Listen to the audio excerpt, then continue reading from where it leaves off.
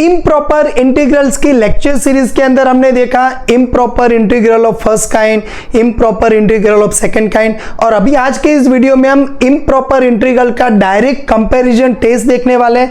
जो आपके ये जो इम्प्रॉपर इंटीग्रल है वो कन्वर्जेंट है या डाइवर्जेंट है वो डायरेक्टली हमें दिखाएंगे। तो I doctor Mitesh J Patel, assistant professor in mathematics, आप सभी का आपकी अपनी यूट्यूब चैनल मितेश मैथ्स में स्वागत करते हैं। तो चलो शुरू करते हैं direct comparison test. So direct comparison test क्या है?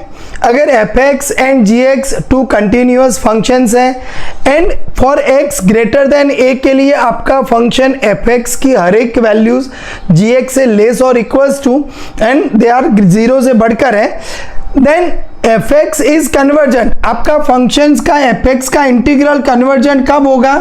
जब ये gx आपके पास कन्वर्जेंट होगा एंड इसका जो इंटीग्रेशन की वैल्यू है a to infinity of x dx is less और इक्वल्स टू gx dx। मतलब अगर ये कन्वर्जेंट है तो मतलब कन्वर्जेंट है मतलब इसका आंसर हमें कुछ फाइनाइट वैल्यू मिलता है। तो बट ऑब्वियस है ये भी कन्वर्जेंट हो जाएगा। इसकी वैल्यू हमें मिले ना मिले डजंट मैटर, अगर इसकी वैल्यू हमें मिल जाती है कन्वर्जेंट है, so integration of a to infinity fx dx क्या हो जाएगा? कन्वर्जेंट। हमने जो आगे वाले जो लेक्चर्स है उसके अंदर improper integrals first kind, second kind, third kind की वैल्यू इवेल्युएट की थी। अब कई इंटीग्रल्स ऐसे होंगे जिसकी वैल्यू आप डायरेक्टली इवेल्युएट नहीं कर सकते, लेकिन आप वो इंफिनिटी जाएगा या नहीं जाएगा वो तो बता सकते हैं यूजिंग लिमिट कंपैरिजन टेस्ट। अगर आप यहां सोचो, अगर हमारा ये fx का जो इम्प्रॉपर इंटीग्रल है वो अगर इंफिनिटी जा रहा है तो उसका मतलब क्या होगा? gx का इम्प्रॉपर इंटीग्रल इससे बड़ा है तो वो भी इंफिनिटी जाएगा। मतलब gx integration a to infinity gx dx is divergent if अगर ये डाइवर्जेंट है तो ये डाइवर्जेंट हो जाएगा, ये कन्वर्जेंट है तो ये कन्वर्जेंट हो जाएगा। तो अभी आगे देखते हैं इसके पर्टिकुलर्स एग्जांपल्स। नंबर 1, आपको अगर ऐसा पूछा जाए एग्जाम में कि prove that integration 1 to infinity e to the power minus x square dx is convergent. चलो इसको प्रूव करो। तो आप इसकी अगर वैल्यू ढूंढ सकते हो तो वैल्यू ढूंढ लो, लेकिन आप अगर वैल्यू नहीं ढूंढ रहे तो कंपैरिजन टेस्ट या लिमिट टेस्ट का यूज करके इसको बताओ कि ये कन्वर्जेंट होगा। तो चलो शुरू करते हैं। Integration 1 to infinity e to the power minus x square dx के अंदर एक एक्स स्क्वायर है हमारे पास, वी हैव। तो देखो एक्स स्क्वायर की वैल्यू जो है वो x से इक्वल या बड़ी होगी कब? जब आपका इंटरवल कहाँ दिया हुआ है? आपको 1 से इंफिनिटी दिया हुआ है।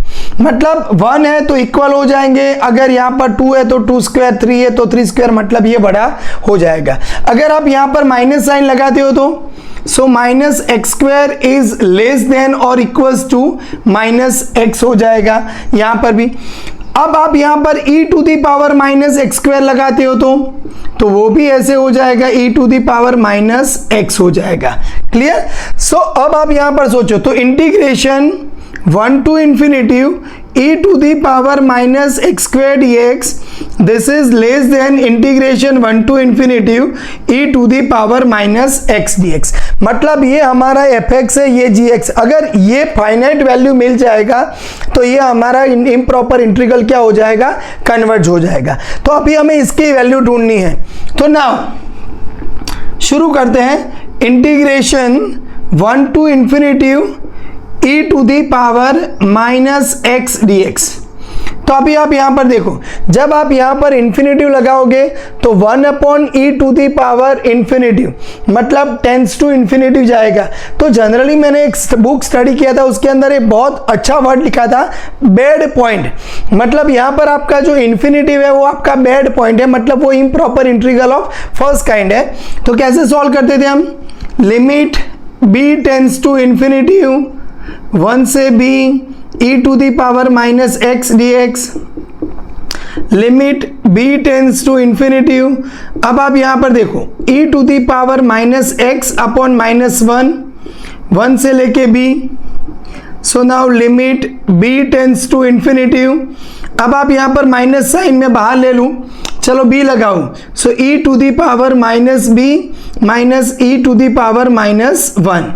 अब आप यहां पर limit b tends to infinity minus sign के साथ ये हो जाएगा 1/e to the power b, ये हो जाएगा 1/e। b tends to infinitive, so 1/∞ 0 आ जाएगा, ये minus minus plus, so answer आया आपका 1/e। तो आप क्या कहेंगे here integration 1 to infinitive e to the power minus x dx equals to 1/e is convergent, so direct comparison test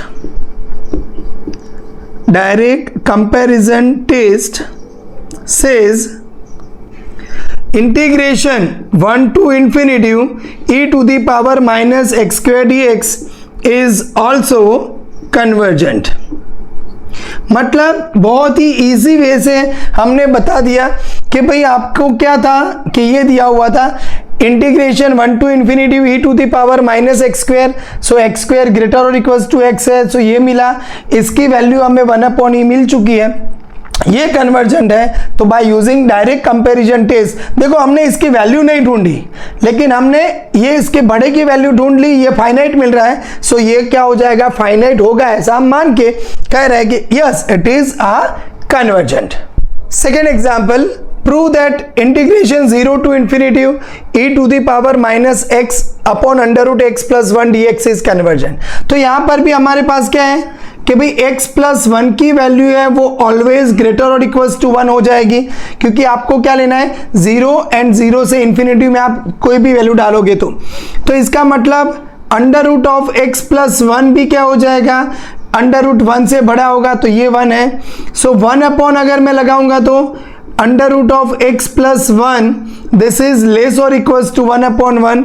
अभी मैं e to the power minus x यहां पर मल्टीप्लाई कर दूं तो x plus 1 this is less और equals to e to the power minus x।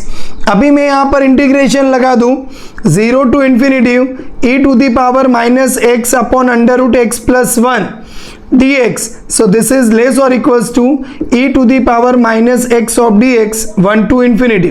जैसे मैंने एग्जांपल 1 में बताया कि इसका आंसर 1/e आ रहा है, ये फाइनाइट मिल रहा है, so this improper integral is also convergent। now important result है, prove that the p integral 1 to infinity 1/x to the power px dx is convergent for p greater than 1 and divergent for p less or equals to 1। अगर हम ये results मान लेते हैं, इसको prove कर देते हैं, तो इसके एप्लीकेशंस क्या होगी, अगर मेरे पास आए integration 1 to infinity 1/√x dx, तो अगर मैं ये रिजल्ट्स को प्रूव कर दिया, समझ लिया, तो फिर मेरे पास यहाँ पर p क्या हो जाएगा 1/2, तो 1/2 इज लेस और इक्वल्स टू 1, तो ये हो जाएगा हमारा डाइवर्जेंट। अगर मान लीजिए कि इंटीग्रेशन आया 1 to infinity 1/x raise to 3/2 dx, तो यहां पर आप 3/2 यानी p ग्रेटर देन 1 हो गया, सो इट इज कन्वर्जेंट। मतलब ये रिजल्ट्स अगर आप समझ लेते हैं तो फिर ये सारे एग्जांपल्स को प्रूव करने की जरूरत नहीं है, आप डायरेक्टली लिख सकते हैं using p integral this is convergent और इट इज डाइवर्जेंट। चलो प्रूव करते हैं। नाउ हमारे पास क्या दिया हुआ है, integration 1 to infinity 1/x to the power p dx। So आपका बेड पॉइंट कौन है, यहां पर इन्फिनिटिव है, so limit b tends to infinitive 1 to b of 1/x to the power p dx, so limit b tends to infinity। अब आप यहां पर देखो x का p यानी ऊपर ले जाएंगे तो माइनस p हो जाएगा, so x to the power minus p plus 1 upon minus p plus 1 से यहां पर आपका b आ जाएगा। Limit b tends to infinity, ये माइनस साइन यहां से मैं बाहर ले लूं तो नीचे हो जाएगा p माइनस 1 हो जाएगा। अब आप यहां पर b लगाओ तो b to the power minus p plus 1 minus 1 के पावर में माइनस p प्लस 1, तो 1 हो जाएगा। तो मुझे ये मिला। अब हमारे पास केसेस क्या दिए हुए हैं कि भाई आपकी वैल्यू जो p है वो ग्रेटर देन 1 होगी, तो case number 1 if p is greater than 1। अब आप सोचो ग्रेटर देन 1 यानी मैं 2, 3, 4 या कुछ भी 1.2, 1.3 ले सकता हूं। आपको यहां पर डायरेक्टली समझ में ना आए तो आप p की वैल्यू 2 लेके यहां पर देख लो। तो 2 लेंगे तो क्या हो जाएगा, ये -2 + 1 यानी b का पावर क्या हो जाएगा -1, यानी ये हो जाएगा 1/b।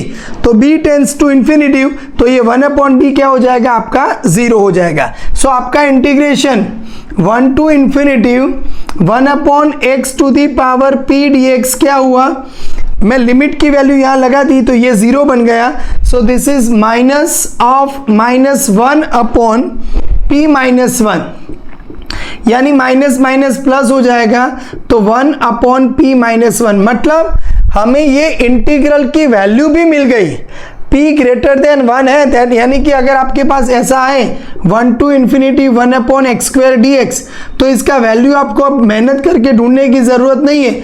तो ये p-1 यानी 2 - 1, तो इसका आंसर हमें मिल जाएगा 1।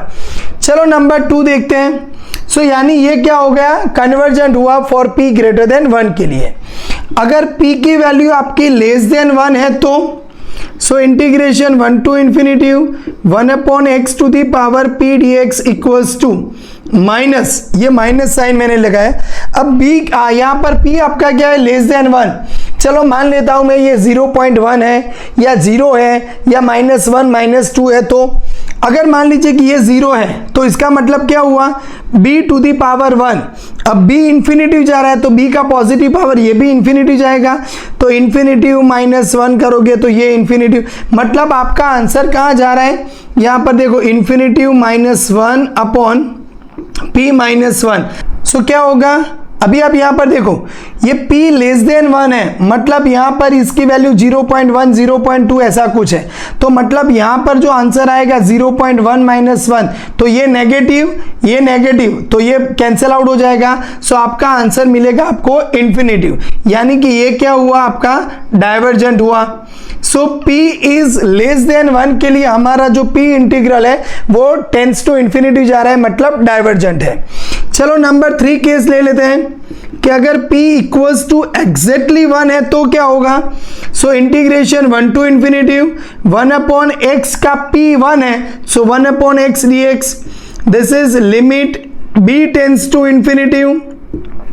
आपके पास यस यहां पर जो इंटीग्रल होने वाला है 1 to b 1/x dx and this equals to limit b tends to infinity. यहां पर बनेगा आपका log x और लिमिट है आपके पास 1 से b, तो मैं डायरेक्टली लिख देता हूं this is log b minus log 1। log 1 हो जाएगा 0, b टेंड्स टू इंफिनिटी तो ये भी जाएगा आपके पास इंफिनिटी। सो ये भी हुआ आपका डाइवर्जेंट, यानी आपका जो रिजल्ट था, अगर आपको यहाँ पर प्रूफ समझनी जरूरी है कि क्यों ऐसा हो रहा है, बाकी आपको तो डायरेक्टली एग्जाम्पल के अंदर ये रिजल्ट्स का यूज करना होगा, लेकिन अगर कोई पूछ ले कि प्रूव दैट दिस, तो फिर हमें ये पता होना जरूरी है। सो p integral 1 to infinity 1/x⁻p dx convergent है कब, p is strictly greater than 1 के लिए एंड डाइवर्जेंट है p लेस और इक्वल्स टू 1 के लिए। नाउ p इंटीग्रल का यूज करके हम यहां पर एग्जांपल्स दिए कि discuss the convergent of following integrals.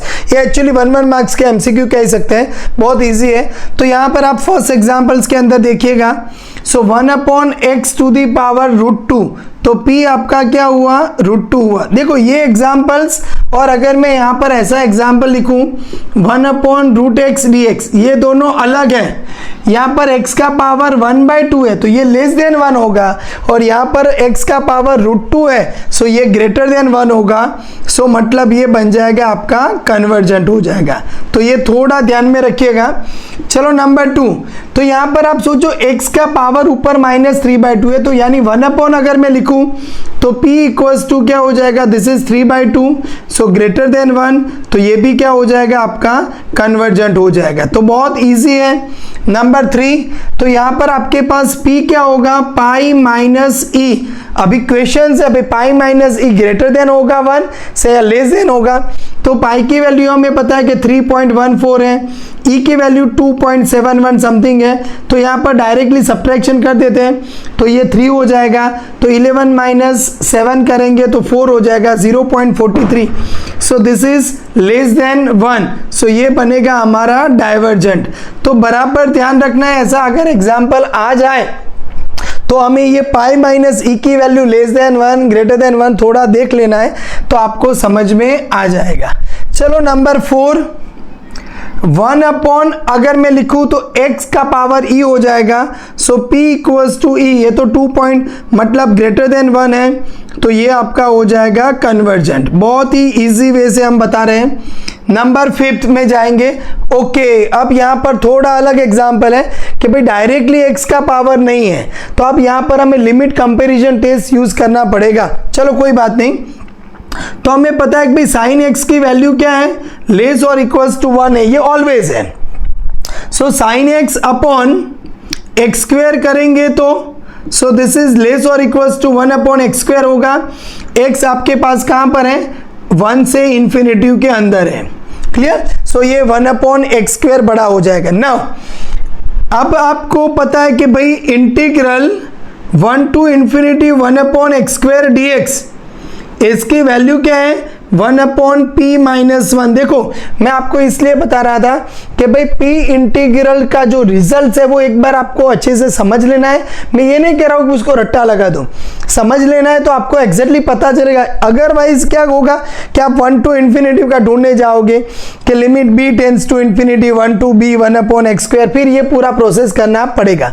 सो यहाँ पर p के आपके पास 2 है, सो 1 अपॉन 2 माइनस 1 यानी 1, सो आपका आंसर आ जाएगा 1। So it is convergent. तो फिर आपको एक ही लाइन लिख देना है। So by using comparison test integration sine x upon x square dx 1 to infinity is convergent. Same चीज आप यहां पर 6 में भी लिख सकते हो। क्या होगा, तो कॉस क्यूब एक्स, साइन हो या कॉस हो, दोनों की रेंज क्या है, -1 से 1, लेकिन दैट इज लेस और इक्वल्स टू 1। कॉस क्यूब है तो भी कोई टेंशन नहीं है, तो cos cube x upon x cube less और equals to 1 upon x cube होगा। Now integration 1 to infinity 1 upon x cube dx, तो 1 अपॉन 3 माइनस 1, सो 1/2, ये कन्वर्जेंट होगा। So by using direct comparison test we can say that integration 1 to infinity cos cube x upon x cube dx is convergent. Now test the convergent of following integrals. तो अभी यहाँ पर जो integrals है उसके अंदर हम डायरेक्ट कंपैरिजन टेस्ट का भी यूज करने वाले हैं एंड पी इंटीग्रल का भी यूज करने वाले हैं। मतलब हम एग्जाम पॉइंट ऑफ व्यू से अगर बताएं तो ये IMP कह सकते हैं। तो यहाँ पर नंबर 1 देखो, तो भाई एक्स स्क्वायर प्लस 5, अगर आप इसको tan इनवर्स वाला मेथड से अप्लाई करोगे तो भी आपको आंसर मिल जाएगा, लेकिन मैं यहाँ पर उसके इजी मेथड अप्लाई कर रहा हूँ। तो हमारे पास ये तो पक्का है कि भाई एक्स स्क्वायर प्लस 5 ये ग्रेटर और इक्वल्स टू एक्स स्क्वायर होगा इन ओपन यहाँ पर 1 से इन्फिनिटी के अंदर। सो इसका मतलब क्या हुआ कि भाई 1 upon x square plus 5 this is less और equals to 1 upon x square हो जाएगा। So integration 1 to infinity 1 upon x square plus 5 dx this is less और equals to 1 upon x square dx 1 to infinity.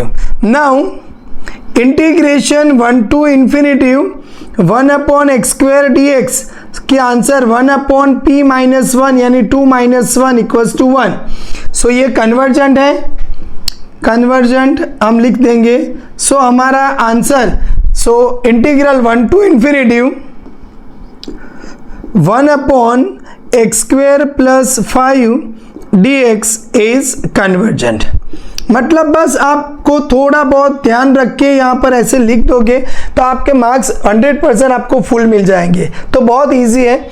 चलो number 2 को try करें कि 1 upon integration हमारा क्या दिया हुआ है, a से infinity 1 upon x into log x का p पावर है dx। अभी आप यहाँ पर देखो, जनरली हम ये करते थे कि 1 अपॉन लॉग एक्स अगर आपको कहीं पर दिखे तो लॉग एक्स इक्वल्स टू कुछ एजम्पशन लेते थे। तो चलो शुरू करें।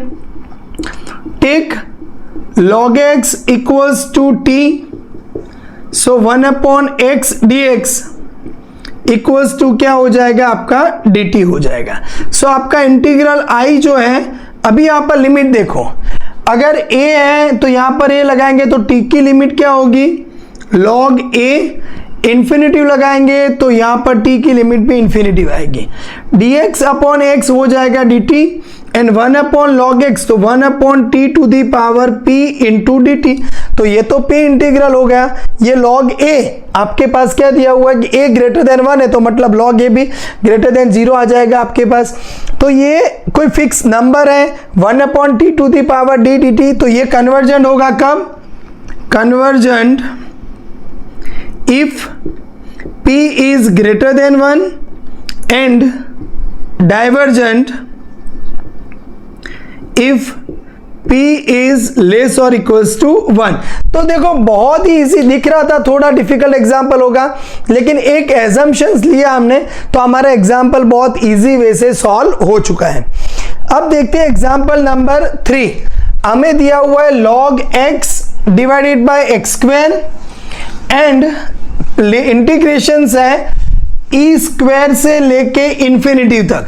तो देखो हमें ये पता होना चाहिए कि अगर आपके पास x की वैल्यू, यहां पर थर्ड का solution, if x is greater और equals to square then ln x is less और equals to x to the power 1/2 हो जाएगा।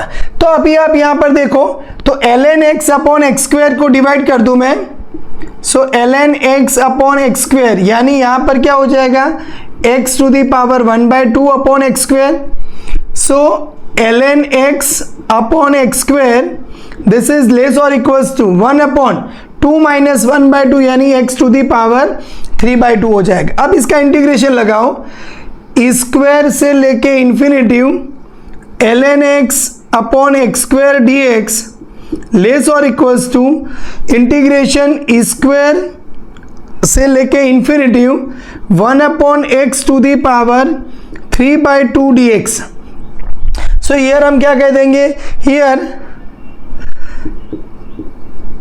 p equals to 3/2, sorry this is greater than 1, so it is convergent. Hence हमारा जो integral है, hence integration square to infinitive ln x upon x square dx is also convergent. यानी कि देखो ये exactly आपके पास x इज ग्रेटर और इक्वल्स टू स्क्वायर, सो ये रिजल्ट ही है। So ln x is less और equals to x to the power 1/2। Then अगर आप ये देखोगे तो आपको आंसर मिल जाएगा, ये इंटीग्रल्स कन्वर्जेंट है। नाउ एग्जाम्पल नंबर 4 एंड 5, ये दोनों बहुत ही इंटरेस्टिंग है। अब आप यहां पर देखो, ये इंटीग्रेशन 0 to 1 है, यानी improper integral of second kind है। अब हम यहां पर ये पता है कि भाई x square plus root x की जो वैल्यू है वो ग्रेटर और इक्वल्स टू रूट एक्स है। अब आपका क्वेश्चन है कि अक्सर आपने यहाँ पर ग्रेटर और इक्वल्स टू रूट एक्स क्यों लिखा, ये एक्स स्क्वायर से भी बड़ा है। चलो यहाँ पर मैं वो भी करता जा रहा हूँ। So x square plus root x is greater और इक्वल्स टू एक्स स्क्वायर। अगर किसी ने लिया तो क्या होगा, ये ले रहा है तो क्या होगा हम देखते हैं। So now 1 upon x square plus root x, this less और equals to 1 upon root x होगा। चलो यहाँ पर तो 1 upon x square plus root x, this is less और equals to 1 upon x square होगा। अब आप यहाँ पर इंटीग्रल लगाएंगे तो 1 से 0 to 1 upon x square plus root x d x, this is less और equals to integral 0 to 1 upon x के पावर में 1/2 dx। सो ये क्या होगा, लिमिट, क्योंकि improper integral of second kind है, c टेंस टू 0, c से 1 अपॉन x के पावर में 1/2 dx। So this is limit c tends to 0। अब आप यहां पर देखो, x का पावर ऊपर लेके जाओगे तो -1/2, इंटीग्रेशन करोगे तो -1/2 प्लस 1, यानी ये होगा रूट एक्स, फिर से -1/2 प्लस 1 अपॉन -1/2 प्लस 1, तो ये बनेगा आपका रूट एक्स अपॉन ये 1/2, 1/2 लिमिट है आपके पास c से लेके 1। अभी आप यहां पर देखो ये 1 लगाओगे तो चलो पहले 2 ले लेता हूं मैं। अभी जब मैं यहां पर 1 लगाऊंगा तो आंसर क्या आएगा, √1 माइनस, जब c लगाएंगे और c की वैल्यू 0 दे देंगे तो ये बन जाएगा 0। सो आंसर आएगा आपका 2। सो हम ये कह सकते हैं भाई यस कि इसका आंसर हमें 2 मिल रहा है, कन्वर्जेंट है। सो ये जो इम्प्रॉपर इंटीग्रल्स दिया हुआ है आपके पास वो भी क्या होगा, कन्वर्जेंट हो जाएगा। अब आपके दिमाग में आएगा कि सर अगर किसी ने ये लिया है तो अब आप यहां पर समझो, तो इसका मतलब क्या हुआ कि भाई इंटीग्रेशंस लगाएंगे तो इसका इंटीग्रेशन आएगा 1 to infinity x to the power -2 dx। फिर हम क्या लेंगे, लिमिट या सॉरी इंटीग्रेशन 0 to 1 है। सो ये 1/x² है। So limit c tends to 0, इसका इंटीग्रेशन करेंगे तो x to the power -2 + 1 upon -2 + 1 limit c से लेके 1 आएगा। अब यहां पर अगर आपने 1 लगाया तो क्या होगा, लिमिट c टेंड्स टू 0, नीचे माइनस है, 1 लगाएंगे x का पावर -1 तो 1/1, ये 1/c होगा। अब c टेंड्स टू 0 तो 1/c क्या हो जाएगा, इंफिनिटी हो जाएगा। अब आप सोचो कि सर ऐसा क्यों हुआ, तो यहां पर इंफिनिटी आ रहा है और यहां पर कुछ आ रहा है। तो देखो ये जो इम्प्रॉपर इंटीग्रल है इसकी वैल्यू यहां पर है, और अभी आपने जो देखा दूसरा कोई इम्प्रॉपर इंटीग्रल, मतलब मैंने ये √x लेके जो लिया उसकी वैल्यू आपको 2 मिल रही है, और किसी ने x² लेके लिया तो उसकी वैल्यू आपके पास वहां इंफिनिटी जा रही है, बहुत दूर जा रही है। तो अभी हमने क्या देखा था कि इंटीग्रेशन आपका फंक्शन f(x) लेस और इक्वल्स टू gx है। अगर gx इंफिनिटी जा रहा है तो f(x) जरूरी नहीं कि इंफिनिटी जाएगा, बराबर समझ लो। gx फाइनाइट है तो f(x) फाइनाइट होगा, f(x) इंफिनिटी जा रहा है तो gx इंफिनिटी जाएगा, लेकिन gx इंफिनिटी जा रहा है मतलब जरूर नहीं कि f(x) इंफिनिटी जाएगा। तो आपको क्या करना पड़ेगा, ये दोनों के बीच में ऐसा कुछ मिलता है आपको कि जो फाइनाइट दे, अगर हाँ तो ये f(x) क्या हो जाएगा, फाइनाइट हो जाएगा, बराबर समझिएगा। क्योंकि मैंने ऐसे लिखा 1 लेस और equals to 2 and 2 less than infinity, तो आपने बोला कि भाई 1 से इंफिनिटी बना है तो 1 इंफिनिटी जाएगा, नहीं जा रहा है। आपको पता होना चाहिए 1 एंड इंफिनिटी के बीच में आपको 2 मिलता है। तो आपको ये लेना है √x + 1 ग्रेटर और इक्वल्स टू √x। क्या लेंगे हम यहां पर, ग्रेटर और इक्वल्स टू x का पावर क्या आना चाहिए, यहां पर 1 से छोटा आना चाहिए। तो जब आप यहां पर 1 कर देंगे तो आपका काम आसान हो जाएगा। तो अब यहां पर देखो कि √x लिया है मैंने, यहां पर आपने x² लिया तो x² के लिए आपको मतलब जो रिजल्ट चाहिए था वो रिजल्ट नहीं मिल रहा है। तो ऐसा मजेदार एक्सप्लेनेशन आपको और कहीं नहीं मिलेगा। क्लियर, जनरली सभी लोग ये एग्जांपल्स लेके आपको बता देंगे। प्रॉब्लम्स क्या हो रहा है x² के लिए, तो ये प्रॉब्लम है इसलिए हम x² नहीं ले रहे। चलो देखते हैं आगे कि इंटीग्रेशन आपके पास है 0 to इंफिनिटी cos² x अपॉन 1 + x²। अब आपको यहां पर क्वेश्चन आएगा, सर चलो मैं यहां से शुरू करूं नाउ। तो देखो cos² x अपॉन 1 + x² जो है वो 1/1 + x² से लेस और इक्वल्स टू होंगे। क्यों, क्योंकि यहां पर बहुत इजी है कि ये आपका जो cos² है, cos x की वैल्यू लेस और इक्वल्स टू 1 है, cos² की वैल्यू भी लेस और इक्वल्स टू 1 है। So now integration 0 to infinity cos² x अपॉन 1 + x² dx, this is less और equals to 0 to infinity 1/1 + x² dx। अभी यहां पर दिस इक्वल्स टू लिमिट, अब आप यहां पर देखो जो बेड पॉइंट कौन है वो आपका इंफिनिटी है, तो limit c tends to infinity 0 से लेके c 1/1 + x² dx। So limit c tends to infinity. अब आप यहां पर देखो ये क्या हो जाएगा, tan इनवर्स x 0 से c, तो अभी क्या बनेगा आपका, so this equals to limit c tends to infinity tan inverse c minus tan inverse zero, तो टेन इनवर्स जीरो तो जीरो हो जाएगा, tan inverse c tends to infinity, तो ये मिलेगा आपको पाई बाय 2। सो ये क्या हुआ आपका कन्वर्जेंट हुआ। सो मतलब ये अगर कन्वर्जेंट है अपर बाउंड तो ये क्या हो जाएगा आपका इम्प्रॉपर इंटीग्रल कन्वर्जेंट हो जाएगा। तो देखो ऐसे मजेदार एग्जांपल्स आपको यहां पर मिलने वाले हैं। सो इम्प्रॉपर इंटीग्रल का convergent by using direct comparison test हमने देख लिया।